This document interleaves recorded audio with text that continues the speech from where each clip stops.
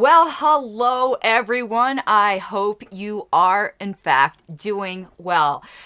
And I hope the title was provocative enough that you were going, what is she on about? And I'll let you know. But let's do the preliminaries. I have along the bottom here a link to my Patreon. If you would like to support my show, it would be gratefully appreciated, and it would so it would make me very, very happy. You can support for as little as $1 a month, though the average is $5 a month, but whatever you can do, I would love to have you as a supporter. And you do excuse me, need some caffeine. You do get some bonus content. And we're starting on a new book. I'm finishing up. I already finished it. I just need to finish the recordings for the patrons of Judge Gray. But what we are starting on now is Fear and Loathing on the Campaign Trail by Dr. Thompson, Jack Thompson. And that should be pretty good. I have already skimmed through it, and it definitely has the 70s feel to it. And I think it will give us a better feel for the politics going on at this time. So that is going to be patron-only content. Again, you can get in on that game right there. Okay, enough of that. I lost my cursor.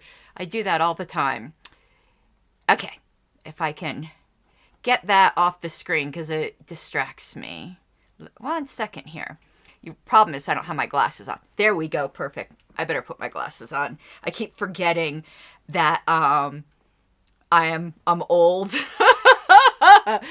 Dave Davis, do we get a free tote bag for a contribution? No. But there's something that somebody had done for a while. Not that, I'm just saying. The highest tier I have is $25 a month, I think. And the people who do that get to give me a topic a month to cover. And I do that for my top subscribers. Clayton was a subscriber at the top level for a while, and he's the reason we have that video on does libertarianism allow voluntary slavery? And if anyone had watched that video, there was quite a bit of research gone into it. So that's the bonus for my my top supporters. But yeah, Fear and Loathing on the Campaign Trail. I'll probably record my first video on that for the patrons tomorrow. But that's not what we're doing here. We're doing a bonus episode here for LP News or LP History, November 72. And before I back up the claim that I made in advertising this in the thumbnail, let's at first do the political perspectives column that we did not do last time in LP News. And that will get us in the mood. Okay, because we always do this separately, but I got to find my printed copy here. And we are going to have one more at least bonus episode after this one, and I'll let you know what that is. But here we go, political perspective. To nobody's surprise, Richard the Lion-Hearted, Lyn.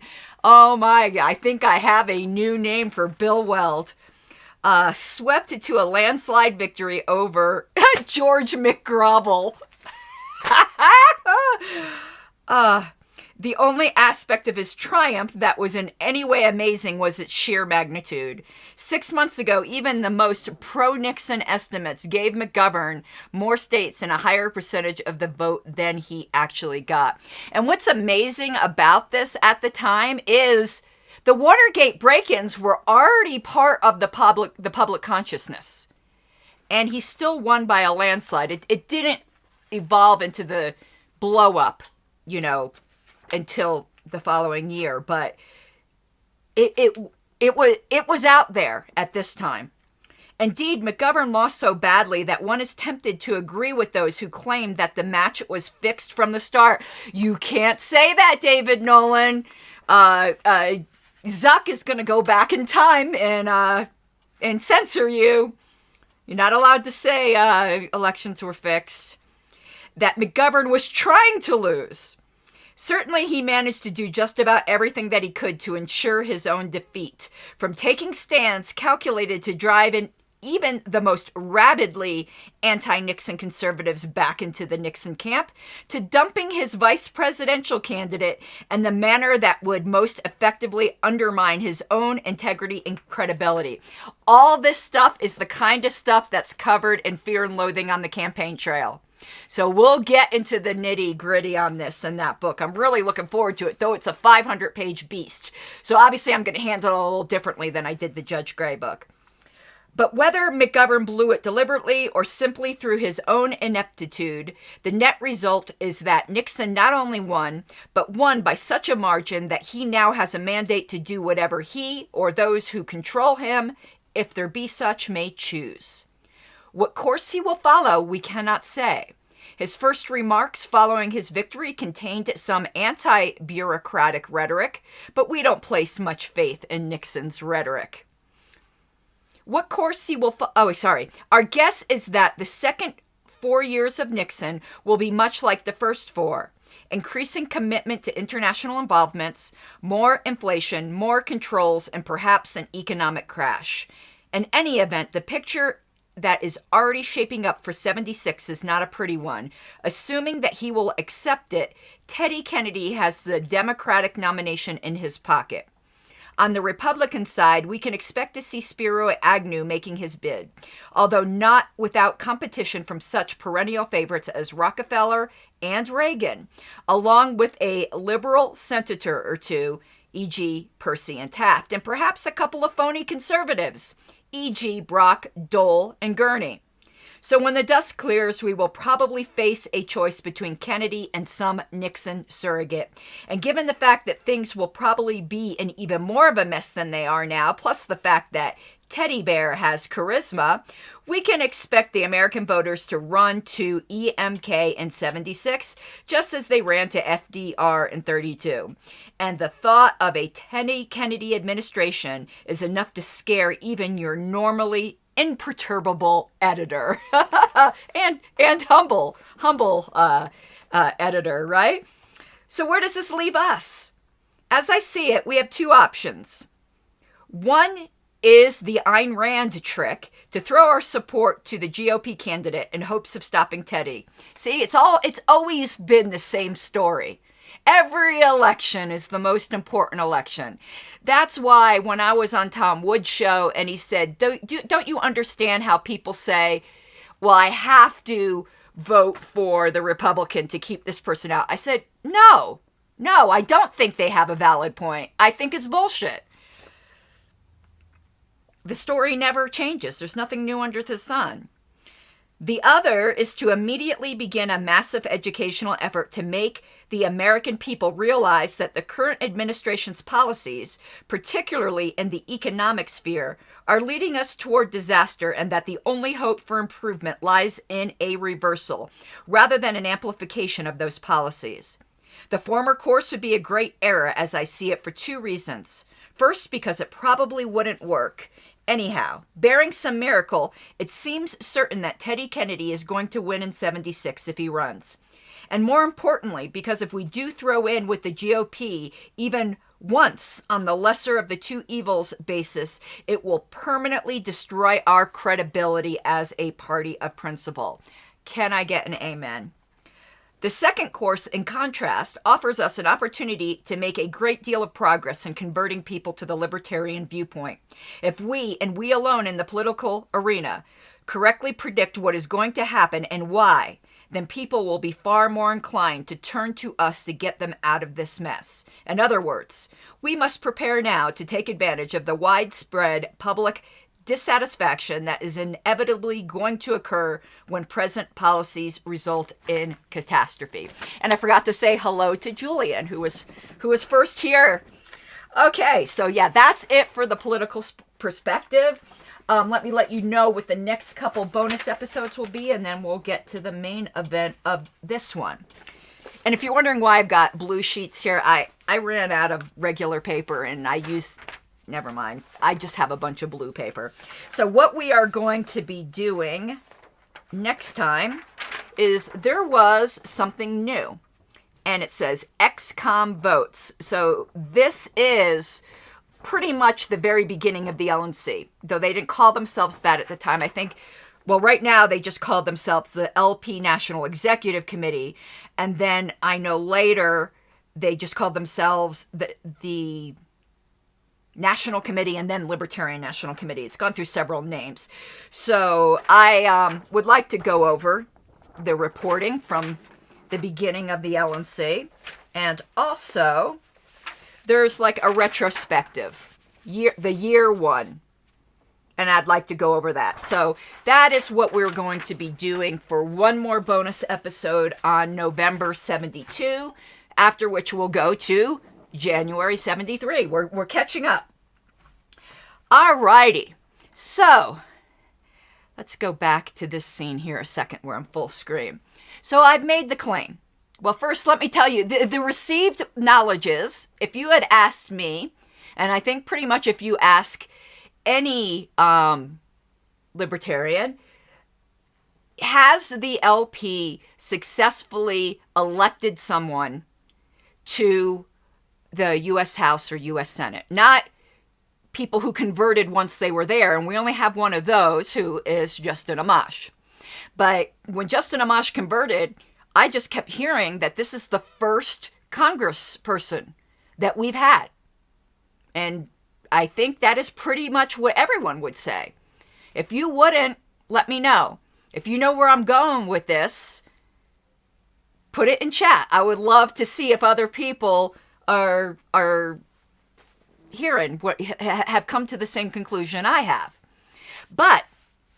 And what got me thinking about this was the People's Party claimed that they were going to elect congresspeople in their first election.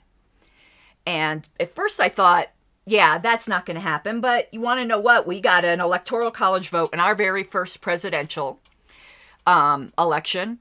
We've elected people to state legislatures very early, which is successful. And, you know, we pay so much attention to the federal races, but I think the state level ones are just as important, if not more important. But in 1972, it is my position that we elected somebody to Congress. We elected somebody to the House of Representatives in 1972. So that milestone has already passed. Now, one thing you have to realize about 1972 is we were only on the ballot in 2 states. So you could only run officially as a libertarian in 2 states. I believe it was Colorado and one more. Was it Virginia? 2 states, though. I'm old, or was it 3? 2 or 3. Very few.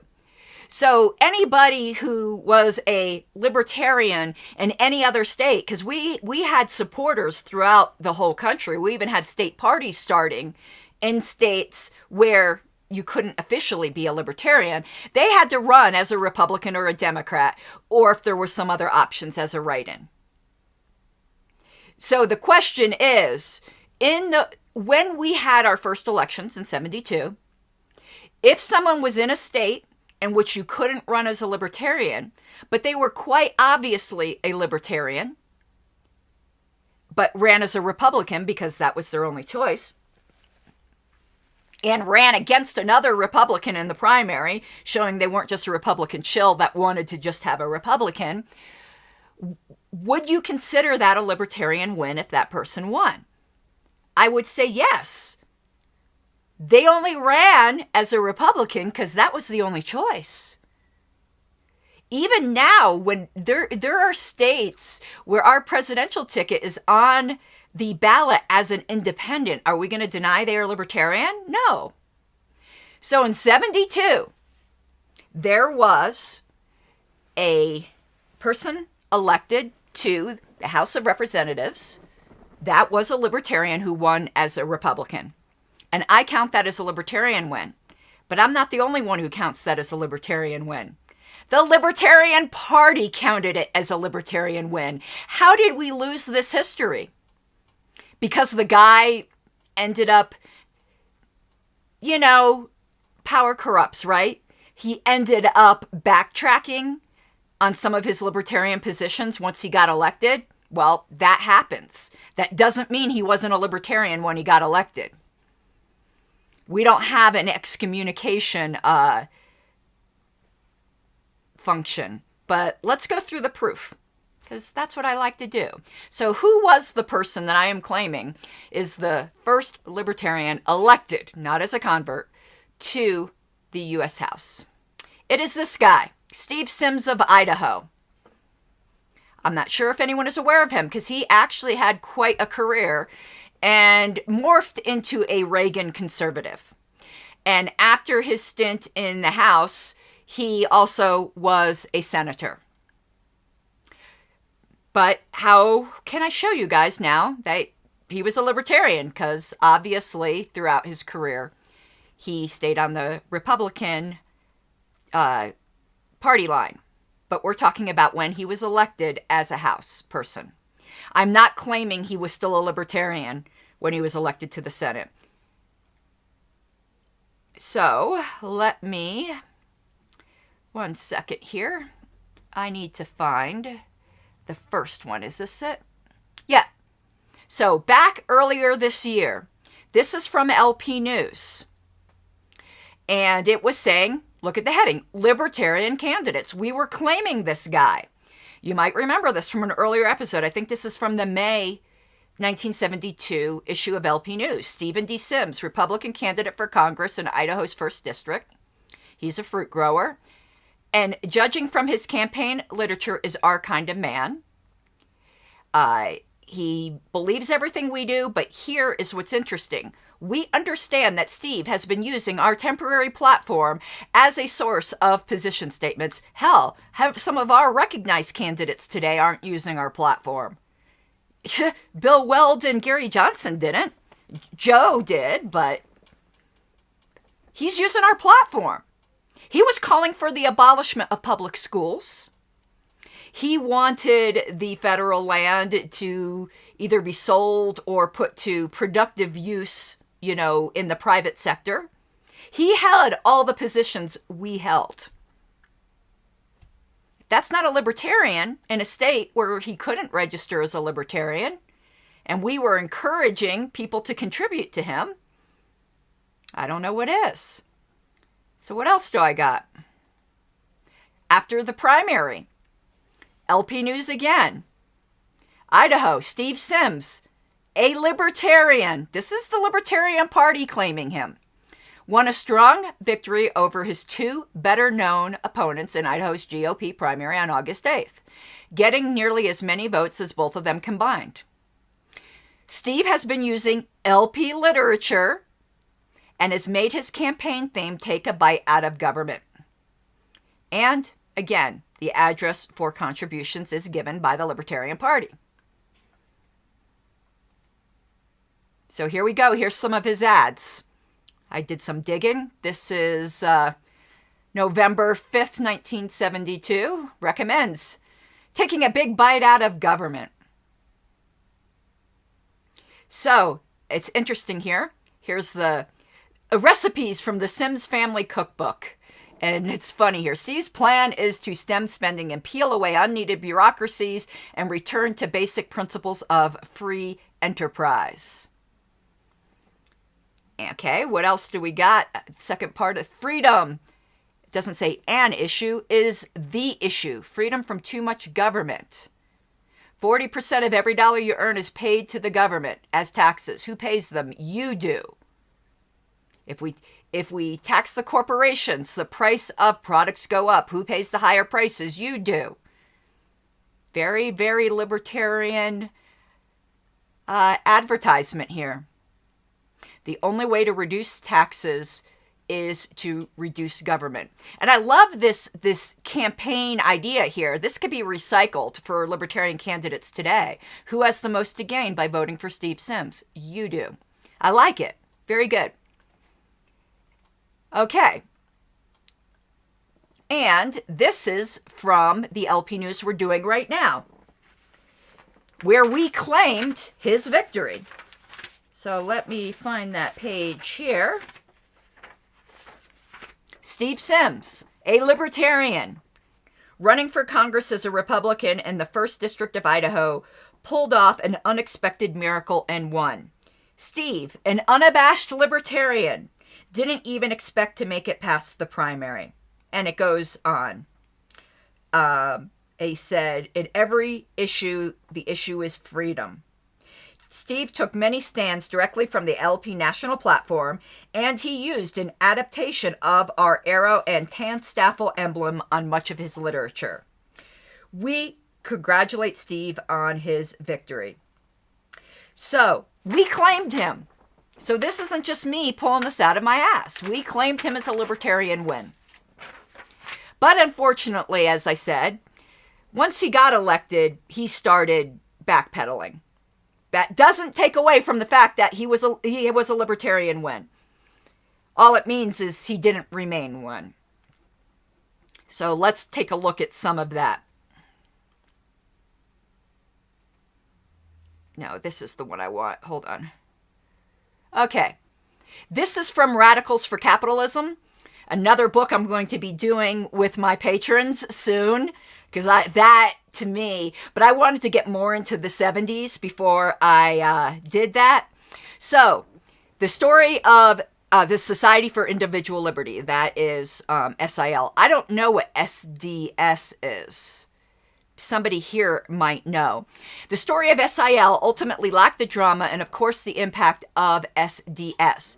No Communist Party sought to take it over. No gang of bomb makers or armed robbers rose from it. And so on. But here, with the exception of Steve Sims, a former senator who's a narco-libertarianism. So this dude, when he was running, was an anarchist. Dissolved after he took office, though he was one of the prominent supporters for re-legalization of gold ownership. You're not going to tell me an anarchist running, using the LP platform, using the tan staffel, being claimed by the Libertarian Party was not a libertarian win. So let's stop saying we've never elected someone as a libertarian to Congress, because we have. He fell from grace, but, you know, there but for the grace of Rothbard go I. Okay, next thing here. This is, I believe, from Murray Rothbard. I think it's from the Libertarian Forum. Crap, I should have wrote that down, but it's, you know, from that time period.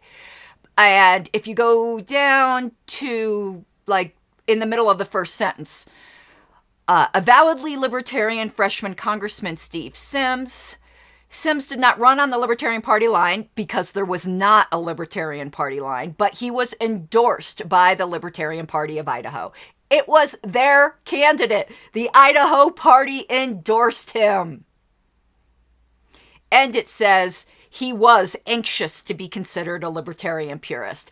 But then it goes on and talks about some of his deviations on his voting record. So, you know, he had his faults. Let's continue. But he also had his benefits. Look at this. Congressman Steve Sims tried to partially deregulate the FDA to allow more new drugs. He was stopped by the big drug companies. And we have this. The former senator from Idaho, this is when he was a Reaganite, was the voice of the anti-environmental movement on Capitol Hill and the champion of failed takings bills. His signal achievement was a bill, you know, you can read that. I did not include something here I wanted to include. Let me see if I can pull it up really quick. That basically explained where he started deviating. And I think this is the screenshot that I wanted to put in here. Yeah, let me make this a little smaller. Okay, this was on Reason magazine. And I don't know what it has to do with Christians, but he's talking about Steve Sims, and it says, a liberal will let you do anything with your body, but not everything you want to do with your money. A conservative will allow you to do anything you want with your money, but not everything you want to do with your body. That's a good summation. A libertarian will allow you to do anything you want with both your body and money. But here's where it says he started to falter. It says most people don't know he was pro-choice at that time. He no longer was pro-choice later on in the Reagan years, and also danced around other libertarian issues such as decriminalizing drug use and prostitution. He learned very quickly that most libertarian positions did not sit well with the Idaho electorate, so he dropped the body liberty side of the motto above and called himself a limited government conservative for the rest of his quite undistinguished political career. So he learned that the social stance didn't play well in Idaho, but he always remained pretty firm to the economic stances. It's too bad he didn't remain firm on that. So that is Mr. Sims. And I do think that we can claim him. Stephen Linnerberry, and I'm so glad to see you here. He let us know. Let me put this here. Students for a Democratic Society. Thank you. I haven't learned all of these abbreviations yet, and I kind of count on you guys to show me. There's something else I wanted to show you guys that was an accomplishment of Mr. Sims, and I am going to be picking up this resource. Let me pull this up. I don't know why I didn't have these ready. Okay, this is a book he wrote, and he actually wrote it with a leftist. But The Citizen's Guide to Fighting Government. It's not an ideological book. It's a practical how-to book on how to organize PACs and petition and, initiatives and things like that. It's old, so I'm not so sure how relevant all of it is, but a lot of that information is still good. You just have to update it. So I am going to pick up this book because it sounds like it would be really useful. I have one other thing to show you about Mr. Sims. It's some clips I took of an interview he did. He was originally talking about this book, but I wanted to show you on how in economics, he still was libertarian on those issues, even when he turned into a Reagan conservative. And some things he said that we would absolutely agree with. So let's see if we can go to those clips. Steve, you came to Washington not as a wild frontiersman, but I remember your commercials in that first campaign for Congress where you said that the protection of American liberty, and I'm paraphrasing, you've got it correctly, are the jury box, the ballot box, and the cartridge box. And that resonated well with me, and it certainly resonated well with your constituents. Somebody saying, well, we want this nice, shiny new train to come in. And I can still remember when I was opposing Amtrak, and the mayor of my hometown was pleading with me because he wanted Amtrak. Opposing federal funding of Right, Amtrak. to stop in the hometown. I said, look, what you're arguing for is this shiny new train to come in. But what you can't see is what would happen if the money were left in the hands of the people so they could just go buy a bus ticket or some new car or something else, the alternative. And right there, the lost opportunity cost, that is very much a libertarian argument. So I hope I've convinced you, and I do not know, again, why this has been lost when the Libertarian Party itself acknowledged him as a libertarian win in 1972. So we had already won a Congress seat. Be proud. That is all I have for you guys this evening. Maybe tomorrow we'll do the other bonus episode, but I don't know. I've got a lot of stuff on the plate. I'm probably going to try to be broadcasting every night, until I get caught up, if that ever happens. I'm so behind in work. But tomorrow morning, go to Part of the Problem. I am going, and I think it's going to be live. I'm going to be on with Dave Smith. It is, what time? 11 Eastern, 9 Mountain. So I think it's his live. I don't know. It might be pre-recorded, but I'm pretty sure it's live because his show has been live every time I've been watching YouTube. Like today, it was live, and I go and haunt the comments for a while. So I'm like so psyched about that. That will be a lot of fun. Just like being on Tom Woods was a lot of fun. So thank you so much, everyone. Again, please consider becoming a patron and we can go through Fear and Loathing on the campaign trail. Otherwise, have a good night. Thank you for spending some time with me. Love you all. Bye-bye. You gotta take what you're given, that's how we live it. Don't be mad at the system, it's simply how we've existed. I hear a lot of people talking like they politicians and choose to be an accountant because it's safe in a business. Not